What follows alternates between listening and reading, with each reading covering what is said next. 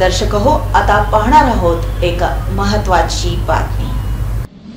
उत्तर सोलापूर तालुक्यातील बीबी दारफळ येथील ग्रामविकास अधिकाऱ्यांकडून शासकीय प्रमाणित दिव्यांग बांधवांची झालेली उघड फसवणूक पाहता ग्रामस्थांमध्ये संतापाची लाट पसरली आहे। मागील 3 वर्षाचा दिव्यांग निधी वितरित करण्यासाठी ग्रामसभेत ठराव करण्यात आला होता। या ठरावानुसार शाहजहान शेखलाल इनामदार यांच्या नावाने 5 लाख रुपयांचा धनादेश मंजूर करून ग्रामपंचायत कार्यालयाकडून सोलापूर जिल्हा मध्यवर्ती सहकारी बँकेमध्ये सादर करण्यात आला। मात्र हा धनादेश 2 वेळा परत आल्याने संशयाचं वातावरण निर्माण झालं। ग्रामविकास अधिकाऱ्यांकडून कोणतेही समाधानकारक उत्तर न मिळाल्याने या प्रकरणाची कैफियत सोलापूर जिल्ह्याचे मुख्य कार्यकारी अधिकारी कुलदीप जंगम यांच्या समक्ष दिव्यांग बांधवांनी मांडली। या बैठकीमध्ये मुख्य कार्यकारी अधिकारी यांनी दिवाळीपूर्वी बीबी दारफळ येथील 53 दिव्यांग बांधवांना थकीत लाभ वितरित करण्याचे तसंच उत्तर सोलापूर तालुक्यातील उर्वरित 36 गावातील पात्र दिव्यांगांना देखील निधी देण्याचं ठोस आश्वासन दिलं। परंतु जर हे आश्वासन पूर्ण झालं नाही तर दिव्यांग बांधव मुख्य कार्यकारी अधिकाऱ्यांच्या कार्यालयामध्ये ठिय्या आंदोलन करतील असा इशारा ज्येष्ठ नेते आणि माजी आमदार कॉम्रेड नरसय्या आडम यांनी दिला। बीबी दारफळ गावामध्ये 53 दिव्यांग शाहजारी तो आहे, त्यांची मुलगी मूकबधीर आहे, बोलता येत नाही, ऐकता येत नाही। तर 16 सप्टेंबरला 3 वर्षाचा निर्वाह भत्ता म्हणून हे 5 लाखाचे चेक बाउन्स 1 रुपया मिळालेलं नाही। आता शिवची भेट घेतली, शिवने सांगितलं दिवाळीच्या ते 5 लाख रुपये मी बँकेत घालतो, मिळेल त्यांना। आणि राहिलेले जे 36 गावं आहेत त्या गावातला मी सर्वे करतो आणि त्या पद्धतीनं 5% त्यांना मिळवून देण्याचा प्रयत्न करतो।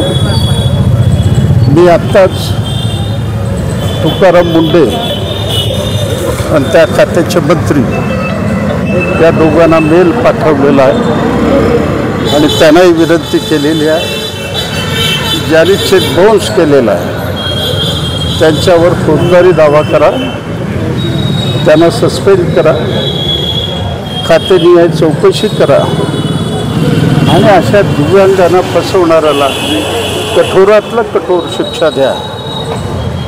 दिव्यांगाचं आमचं एक शाखा आहे, त्या लोकांना सांगितलं सगळ्याला एकत्रित करा। मध्ये महानगरपालिकेनं असंच गोंधळ घातलं की आम्ही संजय निराधारचे पैसे देणार नाही, समजावणी कमिशनर ऐकलं नाही। ज्या वेळेला गोंधळ झालं त्यावेळेला तिथं त्यांनी निर्णय दिला संजय निराधार ही वेगळी गोष्ट आहे आणि दिव्यांगात तरीसुद्धा 1000 रुपये मिळतात।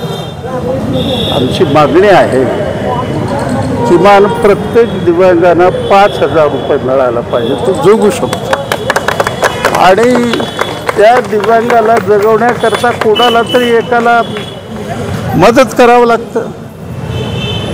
कोण मूकबधीर आहे, कोणी तर माझा आमदार असताना माझ्याकडे अशी केस आली होती, बायको बी अंध, नवरा बी अंध, सगळे अंध, त्याला शिक्षक म्हणून नेमायचं होतं। सरकारच्या छताडावर बसून त्या बाईच्या नवऱ्याला कायमची नोकरी मिळवून दिलेला आडम मास्तर आहे।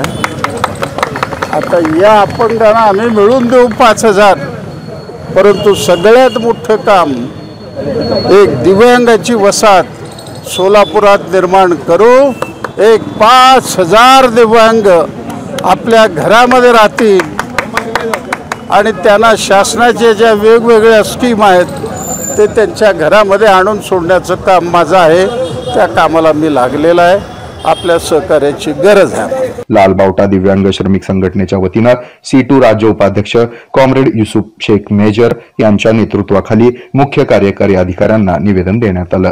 या शिष्टमंडळात कर्णबधीर सुप्रिया शाहजान इनामदार, अर्चना नितीन साठे, उर्मिला शंकर कुंचपोर, ॲडव्होकेट कॉम्रेड अनिल वासम, अखिल शेख, आसिफ पठाण, शाहजान इनामदार, जगन्नाथ पवार, अमजद पठाण, प्रभाकर कलशेट्टी, इब्राहिम मुल्ला, संतोष फुकाळे, सज्जन ननवरे, विजय सर्वगोड, सुधीर चिकणे आदींचा समावेश होता।